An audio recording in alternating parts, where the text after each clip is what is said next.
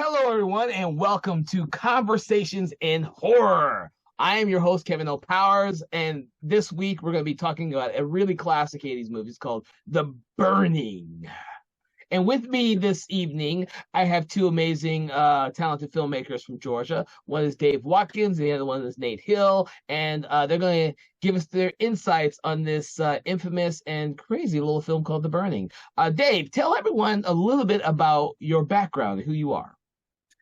So I'm Dave Watkins, and I'm Atlanta local here, and I've been in, I went to school at the Art Institute of Atlanta to video production, and then I got into independent filmmaking, and I've been doing that since around about 20 years, 23 years or so. All right, hey, what about you, Nate? Tell everyone a little bit about who you are and or what you do. Oh, I'm still trying to get over the description of amazing and talented filmmaker over here. I think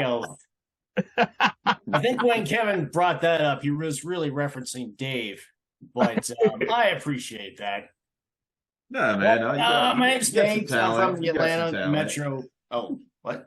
I said you got some talent. You're good. From the Atlanta Metro area, I hang out. I'm a horror fan. I probably read too many horror novels along the way, and I'm just here for some commentary on The Burning. So Nate, just to fill everyone in, Nate is someone who reads a lot of horror, and he gives us a different perspective in terms of our conversations of horror. He's also been an actor in a lot of horror and comedy, but he's also someone who has delved into the indie film scene and behind the scenes as well as in front of the scenes, and so he gives us a much different aspect than what Dave and I do, because both Dave and I are independent filmmakers. I am someone who likes to promote indie films and filmmakers, and all three of us love horror. We just come from it from a different perspective and background, hence why it's great to bring us all here together to talk about something like The Burning. Dave or Nate, whoever wants to be first, tell us a little bit about the first time you saw The Burning. Let me take that cue. I had been aware of The Burning for many years, but what really brought it to my attention was the novel My Heart is a Chainsaw by Stephen Graham Jones, which I have mentioned this book to Kevin many, many times. This is a horror novel written for horror fans. And the main character of My Heart is a Chainsaw, she's this she's just completely obsessed with 80s slasher films. And she keeps referencing The Burning again and again and again throughout that novel. And by the time I was done with it... Who wrote the book, you say? I'm sorry? Who'd you say wrote the book? Oh, Stephen Graham Jones. So I just wonder why you picked The Burning as that reference. Well, she was just like, a general slasher fan. Yeah. Burning just seems to be her main obsession. And by the time I finished that book, I was like, damn it, I need to finally sit down and watch this film. And knowing Dave, I was sure he had The Burning somewhere in his massive DVD and Blu-ray collection. So, of course, I went to Dave here. I said, Dave, we need to watch The Burning. I know you got it. So I did have a copy of it, and it was it's a Blu-ray copy. They have a 4K out now. I haven't gotten it yet. Yes, I read a little bit about the 4K. It doesn't seem like it's got that much of an improvement on the picture quality. But so it was funny. I had it, and I hadn't even watched it yet when Nate asked about it. I was like, yeah, let's just take a look at it. So we both watched it at the same time. It was maybe a year ago. It looked like I bought it in March of 2021. Let's looking at my Amazon earlier. So it was like somewhere between then and a year, about a year ago, I would think. And I was actually shocked you had never seen it before. I am too. Yeah, that's just something right up your alley. Yeah, I mean, I don't know. I mean, there's so many of these type of like slasher like camp movies that I guess it just kind of I just kind of missed it, kind of was off my radar. But But it's no, it's I mean, as far as like the movie itself, when I watched it, I did enjoy it, and I enjoyed it because it doesn't exactly follow like at the time. I don't think it was quite there yet with the formula that they like to follow with a slasher movie, so it doesn't quite follow it like they Well, do. they were still working out Yeah. the formula for slasher movies. Yeah, and that was, and that's kind of why like I liked it more too, because it wasn't just like there's not like a necessarily a final girl at the end or final character who, there's like several people survive at the end of it, not just one. So there's there's a lot of that sort of thing going on, and I think the thing that when I was watching, I think that stood out a lot to me was the acting, as far as like this it sounded like it acting just seemed natural. It seemed like they weren't like the best actors because they were young, but they just seemed like they had like they seemed like they were likable, and like a lot of other slasher movies, you kind of like the the kid characters in there, and they seemed like they had it seemed like they were having fun doing it. Say that. Yeah, a lot of these young actors are obviously really, they went on to like good careers, and you have like a young Jason Alexander, Fisher Stevens, and Holly Hunter. Yep. Yeah. And but then there's like about 20 other people who never did anything exactly, but they're all very good in there. But yeah, but Jason Alexander especially, Fisher Stevens too, but they both stand out, and and they're not even like main characters really. It's almost like Fisher Stevens has a death scene where Jason Alexander doesn't, but it's almost like Jason Alexander, was so like, and you could tell just in the scenes he's in that the people around him liked him, and just because he's saying some lines like if a different actor said those lines, they would not get the same reaction. He doesn't come off creepy, but he's saying some lines that could possibly come off creepy, but he just has a lot of charisma. That's true. Yeah. And Fisher Stevens, for those who don't know, he might be best known for would you say the Short Circuit movies? Probably. Yeah. He's done a bunch of stuff. And he's also I think I watched Succession. He's like on Succession. But there's something else like really Short Circuit is where I knew him from. And he's also the star of a 90s show that I don't recall the name of. It is, oh my God, I know what it is. But he plays a writer in Florida. Yeah, it was a great show for as short as it lasted. It only lasted one season, I believe. It was a mid-season replacement. It's funny though. Fisher Stevens in this movie though, he's so young. I didn't even recognize him the first time I watched it. When I was and about halfway through the movie, I'm like, it's Fisher Stevens. I knew he was in the movie, so I'm like, who is he? So I just Googled it on my phone to see what he looked like in the movie, and I was like, okay. And now I recognize him in the movie now, but before I looked it up, it was like I didn't know which one he was. But you could tell Jason Alexander and Holly Hunter for the most part. But even though Holly Hunter's like she's in it more than you think, but but she's kind of background most of the time. She has a few lines here and there, but for the most part, she doesn't say much. But she's apparently there most of the time when they were shooting because it was just a big group of people doing the scenes, Oh, and before I forget, for you, Nate, the show that Fisher Stevens was in was called Key West. Key West. Okay. I remember watching it, and I tried to find it for years. They released it on DVD. They never released it. It's long forgotten. No one remembers that fucking show. I remember enjoying it. It's a shame it only lasted a season. I never heard of that. No one has. I never heard of that. He also appeared briefly on Lost too. He's in an episode of Lost. I remember him. But he's also a member for Hackers, if you remember Hackers. Oh, that's right. Yeah. Wasn't he like the villain in that? Yeah, that's right. Yeah. He's skating around on his little skateboard that's dated now. I understand he's also an Academy Award-winning documentary filmmaker. Oh, on top of everything. I think he did something called The Cove, which you've never seen The Cove? No. If it's The Cove, it's a very good documentary film. If he won an Academy Award for that, it's well deserved. Yes, well deserved. But getting back to The Burning, and the story of The Burning, because one of the things that stand out for me is always going to be the makeup effects. It's the thing that that is the reason why I went to the film to begin with, because Tom Savini did the makeup effects, and that had to be a movie I just did not see of his. So I didn't see this one when it came out in the 80s. I probably saw it for the first time maybe 8 to 10 years ago. So this is a film I came to late, which is really surprising to me. Usually I come to 80s movies late because they were really, really shitty 80s movies. The Burning is a film that was talked about in all the horror magazines, from Fangoria to all of them. I just never got around to seeing it. But when I did see it, I thought that the most impressive thing for me at the time was the death scenes and the makeup effects.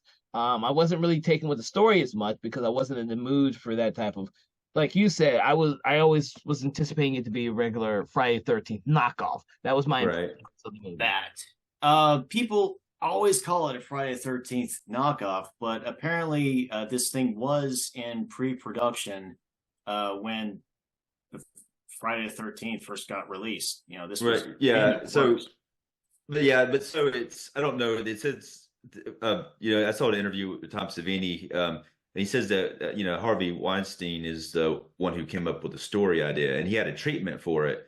So I guess in 1979 is when he did published the treatment. So I don't know how much of, and the treatment wasn't like, I don't know. I hadn't seen the treatment, but I'm thinking the treatment probably wasn't like it takes place at a summer camp, because it's based on the Cropsey legend, which is a legend in New York, Staten Island, Staten Island in New York, where I guess they just tell it around campfires. It's kind of like a campfire story. It's made up, but apparently up there, especially at the time in the 70s, it was fairly popular. And that was kind of what the original title was. The Cropsey Maniac. But yeah, so Harvey Weinstein came up with a treatment, and it was before Friday the 13th, and then Friday the 13th blew up, and it was like, okay, I'm going to dust this off, and we're gonna cash in on this. That's kind of how it seems like it happened to me. Well, I don't know that. I mean, I don't know. That's what they're saying. It, like, as far as like the people who are working on it say. They do say that it existed before, but at the same time, you're thinking, it existed before, but so did Friday the 13th. It's not like Friday the 13th was just like, came out of nowhere. It was released in 1980, so they had to have been in production for it, before 1980. Yeah. So it's, I mean, at least it's not like they just like one night said, "Hey, let's shoot Friday the 13th." And I understand that other movie, Madman, that came out around close to the same time, was also based on the Cropsey legend. Right. Yeah, I hadn't seen that movie. They actually have a Vinegar Syndrome 4K out of that. I came pretty close to getting it recently, but because of The Burning being released, they had to do a lot of last minute script rewrites to try and get away from the whole Cropsey thing. You're not missing anything, Dave. Not seeing the Madman. Yeah, I saw that just a couple years ago. I was like, oh, okay, another one of those. I've never seen it myself. Yeah, that's kind of what I've read about it. It's like that's why I haven't gotten it, because every time I read something about it, it's just kind of like it's one of those. But I guess like when it comes down, the slashers, this came out like the second year of the slasher craze, where it kind of started with Halloween, but when Friday the 13th came out in 1980, it was like a bunch of them went in production. Yep. So including Friday the 13th Part 2. So when this movie came out, it was competing against Friday the 13th Part 2, and it didn't do that good in the theater. But later it became like a cult like hit. But from what they it did do well when they were seeking someone to buy the movie. They did buy the movie, and the filmmakers got a lot of money from that, but then it didn't do as good in the theater as they were expecting it to, because of all the other like eight slasher movies that came out at the same time, And there are a ton of them. Yeah. I understand Tom Savini could have done Friday the 13th Part 2. They wanted him to come back. Yeah. But he thought the idea of Jason coming back as this huge, massive killer was stupid. at the Right. time, and he was just more into the burning idea. So, Yeah, he's and he later did Friday the 13th Part 4, but he's still like in with the interview I was watching with Tom Savini, which took place, which was after he did Part 4. He still didn't like the idea of Jason. You know, he says Jason never should have come back because he was dead to begin with. You know, maybe he would have been happier with like a short, skinny kid, Jason running around. Right. Flashing But yeah, I mean, it's I mean, if they hadn't brought Jason into it, it wouldn't have the longevity it has. You know, Jason's mom would not have carried that franchise. Oh no, I agree with you. This isn't going to be Sleepaway Camp number 13. Right. I just had this image come to mind of a dead grandmother carrying her decapitated head in one hand and a machete in the other, going around a summer camp. But yeah, I know it's kind of. I mean, I'm not saying it's not bad, but it's. I mean, I'm not saying it's bad, but I'm just saying that it wouldn't, especially at the time. It was like those like Michael Myers. They had to compete against that, and then that was kind of like what they needed, and it ended up working for them. But yeah, I mean, the special effects though, there's some really good ones in there as far as what Tom Savini did. And it does stick out. It's especially like the raft scene in the middle of the movie. Yeah, it's classic moment. Yeah, and that's just like, because not that much had happened as far as people getting killed before that, and then suddenly, like, I think it's like maybe was it 6 people all get killed at the same time on the raft? 5 or 6. Yeah. It's like, which old Cropsey, he was pretty damn good with those garden shears of his. Yeah. I was like thinking too, it's like that's kind of an impractical weapon.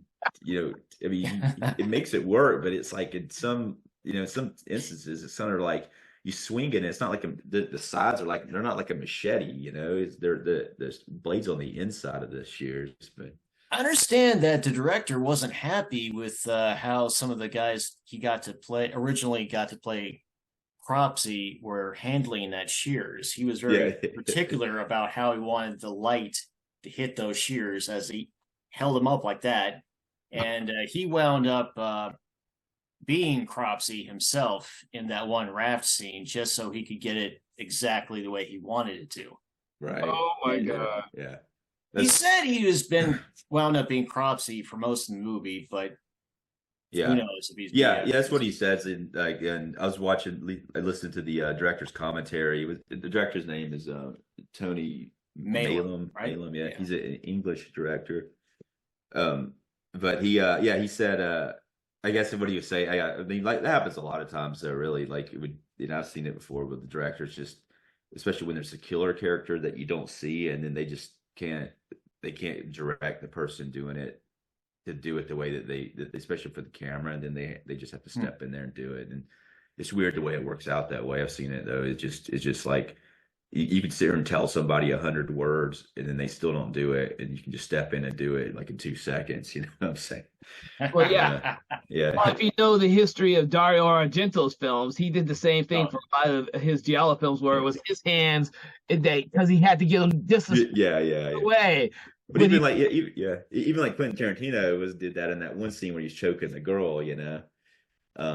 But speaking of the giallos, there's a scene in this movie near the beginning that is very much like that, and it's very out of place in the movie. The prostitute scene. Yeah.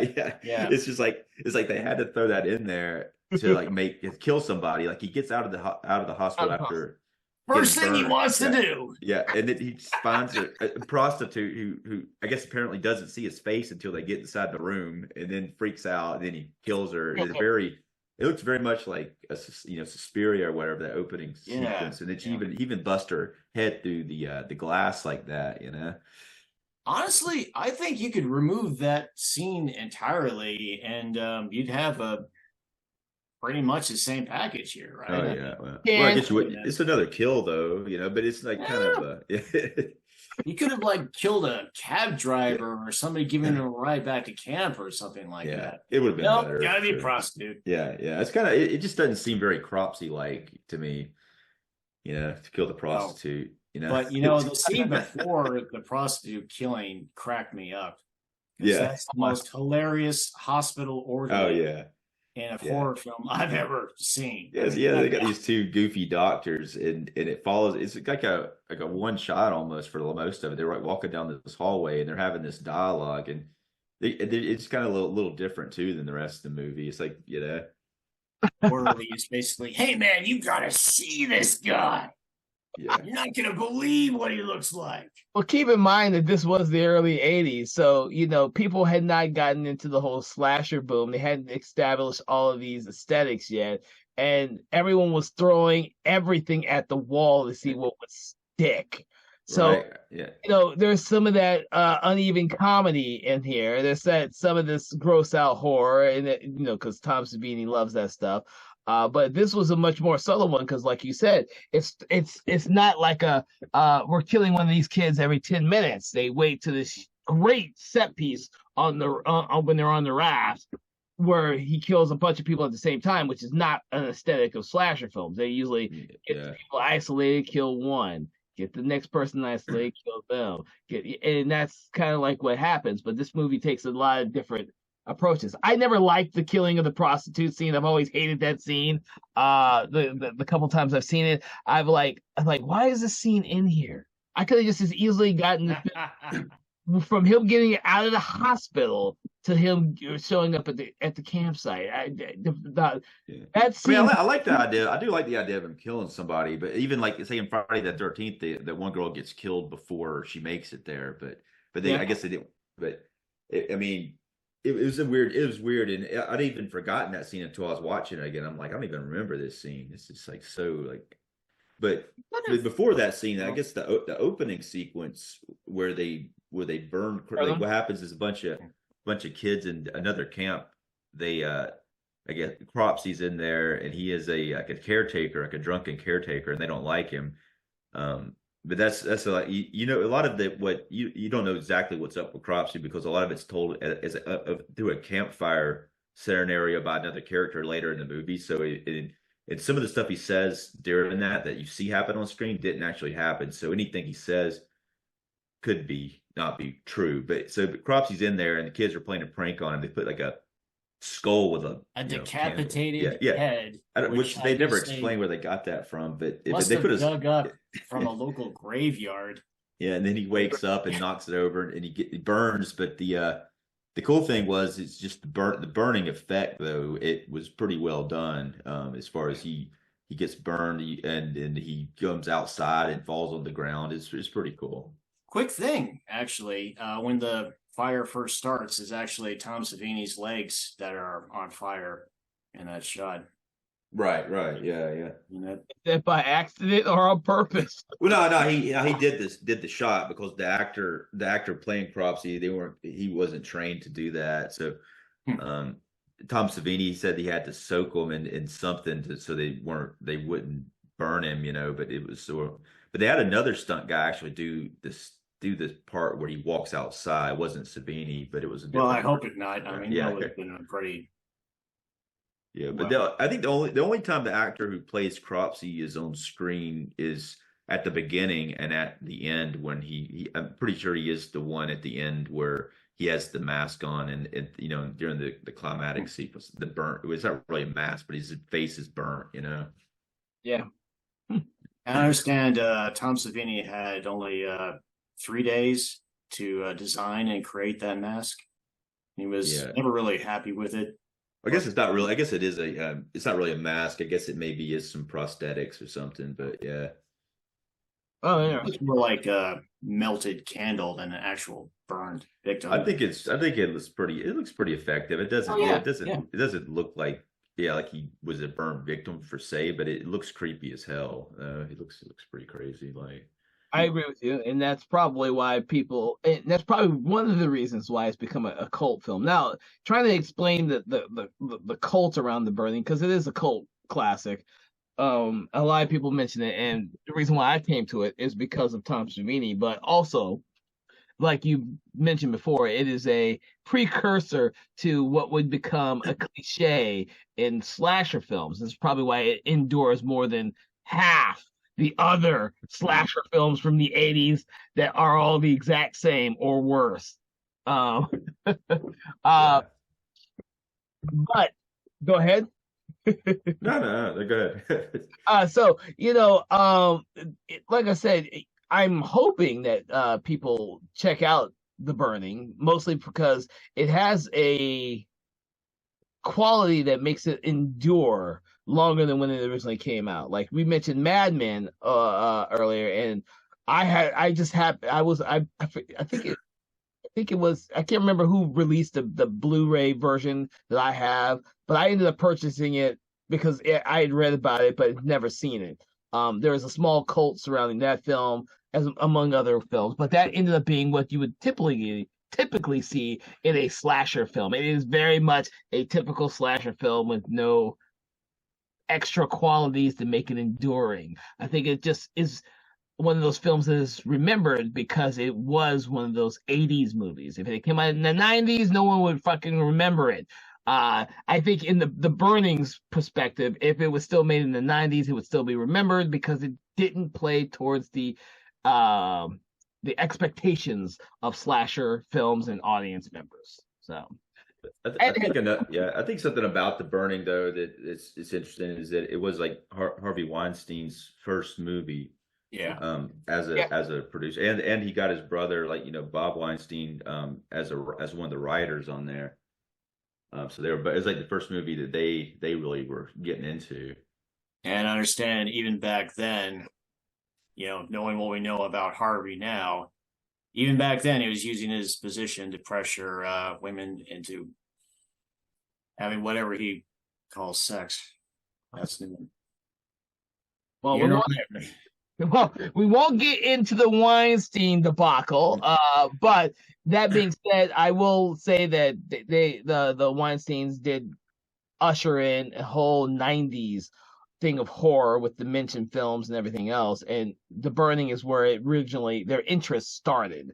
Obviously, when you watch some of the stuff that they produced in the 90s, it's not so nearly enduring as The Burning has become.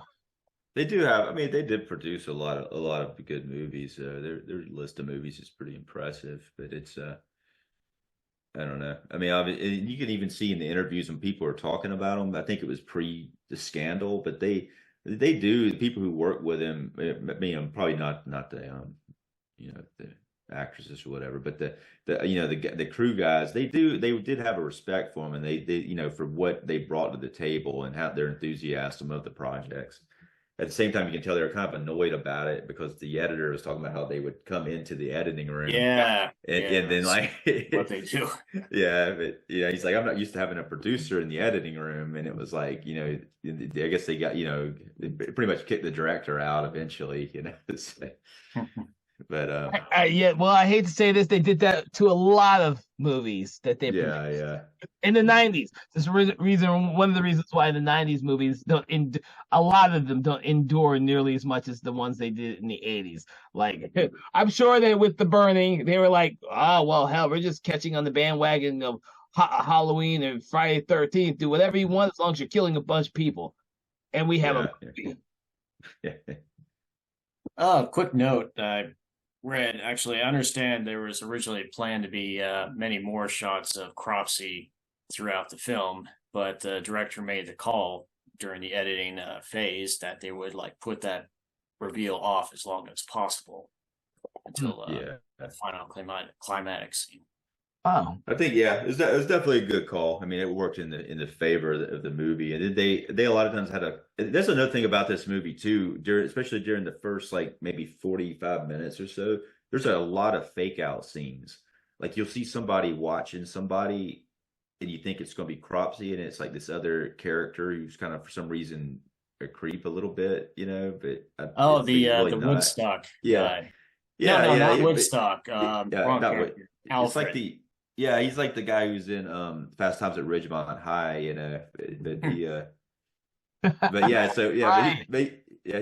like, then he ends up being one of the people at the end that fights Cropsey, or he's having to be saved from Cropsey. But honestly, the moment he was caught peeping at that girl in the shower, they should have just called his parents and kicked him to hell out of that camp. I mean, come on. I don't know. He looks like he That's was like in crossing his the line 20s, there. though. You know, I don't I mean, in the 80s, unfortunately, I'm sure there's a lot of young men who did that in camp, in summer camp. yeah, I mean, it was. Yeah, I mean, I think things like that let things like that slide. And the girl didn't really care that much. He was just like, whatever. You know, he didn't mean it because he's like, I Kinda was just freaked trying to out. scare her. She's like, you know, Oh my I'm just God. trying to scare her, which yeah, kind of makes it a little bit worse, you know? yeah. I mean, it sounds like he wanted to be caught. He wanted to be seen. Oh It was my pretty God. hilarious. God. It was pretty hilarious that he was trying to scare her. And she's like, oh, he's just trying to scare me, you know. So. Oh. But I thought the lead guy I thought was pretty good. His name was Cat counselor? yeah, I think it was Brian Matthews. He didn't do like a lot of more movies after this. I think he did some more acting. I can't remember exactly what it was I was looking at, but I thought he had a pretty good presence on screen. Oh, yeah. And then even like the Glazer was pretty hilarious. oh yeah. Glazer was the bully in the camp who was giving Alfred a hard time. Yeah, but he's kind of like the boyfriend of the girl who was in the shower. Yeah. So he was like upset about him peeping on her in the shower. So, you know, which understandably, you know, True. He was a bully who actually had legit reasons to like be pissed off at the little skinny guy. yeah. When he had a pretty good kill scene when he gets killed. You know, Yeah. he's like thrown into the tree and then stabbed, and I gather Cropsey was after he killed that girl. He was like lying under the sleeping bag and under that girl's body. I think. Well, it's kind of hilarious too. Like if you think about, there's a lot of movies where if you think about like how that would really work or not. Like just him being in the canoe and then jumping out is one thing. Yeah. Plus the sleeping bag. Yeah, he comes up and she's in the sleep. I guess she got her head and he's in the sleeping bag and you know, and the guy falls for it. Quite bought the idea of a guy the size of Cropsey being able to crouch in that canoe long enough for the kids on the raft to get close enough for that kill scene. But hey, yeah. But it's kind of like the suspension of disbelief. But you do kind of think those things, and especially the sleeping bag thing, more than the canoe. But you think about it now because none of us actually saw this when it originally came out. Yeah, I bet people watching it were pretty scared though, you know. Yeah, and that's a funny thing because some of our previous episodes we've discussed the differences between someone who watched it when it originally came out and someone who watched it more recently. Our perspectives are completely different, but for all three of us, we didn't watch it when it originally came out. So our perspective is coming from it as a very warm sense. Like this possibly happened. You had to have some suspension of disbelief. Whereas in the 80s, when this was coming out, the suspension of disbelief is played upon in the fact that it's a slasher movie and anything can happen and anyone can die. Speaking of that too, at the end, like they put that axe in the Cropsey's head, and it was like I'm like thinking that's not a good way to start a franchise, you know. They put it in his head and then they burn him all the way up. You know? It's like okay.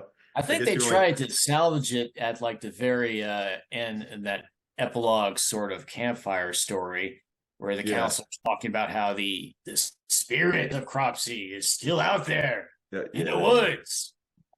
And you need to watch out. Yeah. You know, a more effective version of this entire story, and this just came to my brain, Pan, is the Hatchet movies. Oh yeah. They do kill him at the end of every movie, and he just keeps coming back. Yeah, they could have brought it back for sure. They were talking about doing a sequel, but it never happened. But at the same time, they kill him pretty good. I guess they bring him back other ways, but you know, did they always kill the Hatchet guy in those movies? No, I believe one of them they did not, but then they explain them, and by the time they get to Victor Crawley, they explain that you can't really kill him. He's like a swamp curse; it just keeps coming back no matter how many times you kill him. Right. This is pretty inconvenient for anybody trying to go out in the swamp, you know. Well, I don't know if you've seen all of the Hatchet movies, but yes, they get more ridiculous with each passing sequel. And they should. I think I watched the first two of them. That the second one I didn't like it as much as the first one. I like the first one pretty good though. I'm with you. I liked the first one, didn't care for the second one, but I really liked Victor Crawley. I thought the third one was an improvement on the second one because I was like, I didn't care for the second one. Yeah, it was weird though. It was just I don't know. It was good that they brought in like Tony Todd and Daniel Harris. But Tony Todd was in the first one. They gave him like a bigger role, but it was just it was something was off with that movie. I'm not sure. I'd have to look at it again, but it was something went right. Go watch the whole franchise. Yeah. You know, I'd say that about The Burning, but it ended with one. So yeah. Well, that's the good thing about ending with one is you end strongly, I guess, and then it's not you don't have to worry about someone else making another one, and that's all they could think about is how bad that second or third one was. It's like. To be honest with you, I'm pretty sure Tom Savini and Sean Cunningham were not thinking about sequels at the end of Friday the 13th. That's why they killed him. Yeah. Quick note about the final scenes in The Burning. I understand that they originally were going to like have it shot in like a cave and an abandoned boathouse, but both those locations just didn't work out for whatever reasons, so they just decided to go with a abandoned mine instead. Yeah. They said that the cave that they were going to shoot in, like I guess it like caved in. So I heard something about being full of bats. Yeah, when I was listening to I was listening to Tom Savini's interview. That's where he said that it caved in, but they were going to shoot in there, and then they went to go shoot, and it was like. There'd been a cave in, so they couldn't get in there. So it would have been that would have sucked if they were filming in there. Yeah, I know. Yeah, they could have ended badly. Never would have seen the movie. Okay. So we're getting towards the end, and I would like to know if there's any thoughts from either one of you in regards to people watching this film about.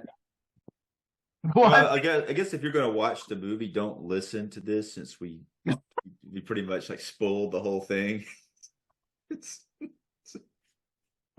If you watch it, notice the character of Alfred where he's running through the woods. He just has this weird style of running away from Cropsey. He's got like his arms up like that, his like head down. Under his shoulders. But there's something else about that too. It's like Cropsey's like he keeps killing everybody, and for some reason he doesn't kill Alfred, and he takes him and ties him up, and then the other guy's like looking for him, yelling for him, And suddenly Cropsey has a flamethrower. Out of nowhere. Which you think a guy like him would be a little more nervous around flames.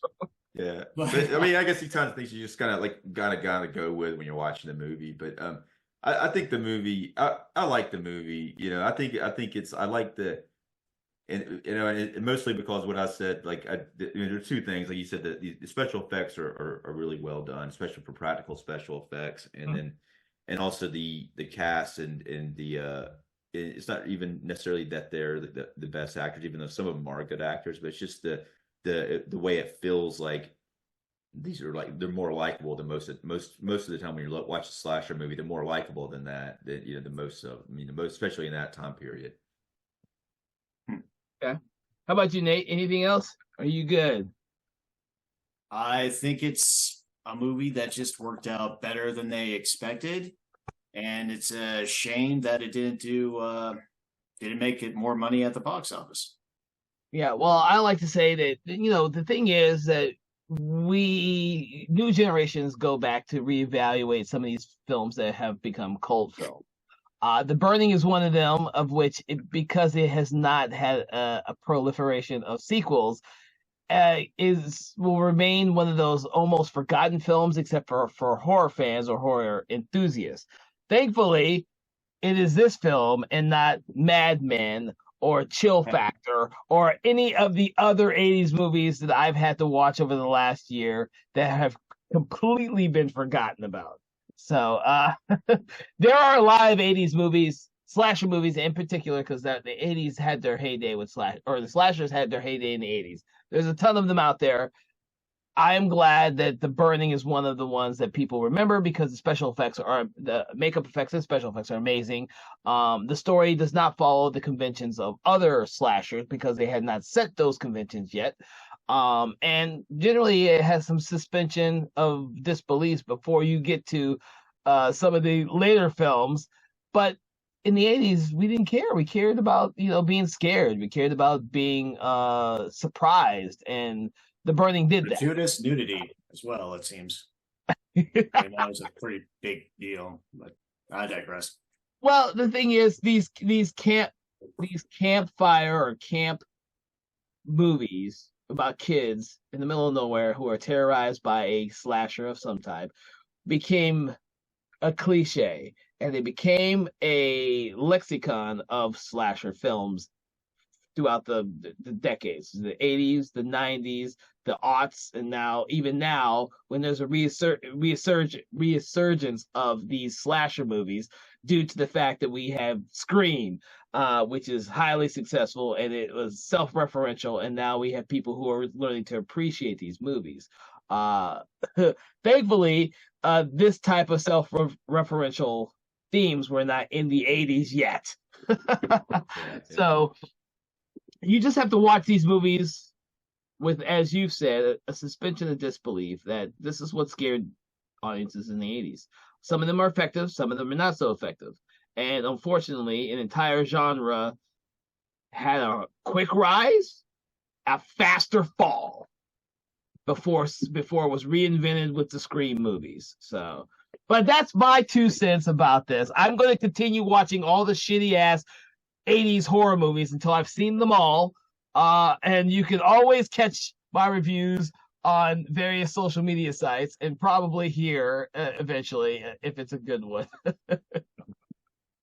But with that, I would like to thank my guest tonight for joining me for talking about The Burning. I'm sure there will be more slasher movies in our future. So if you enjoyed this episode, please check out our future episodes and go back and check out some of the other conversations in horror that we've had about other great films, not only cult films, but also classic films as well.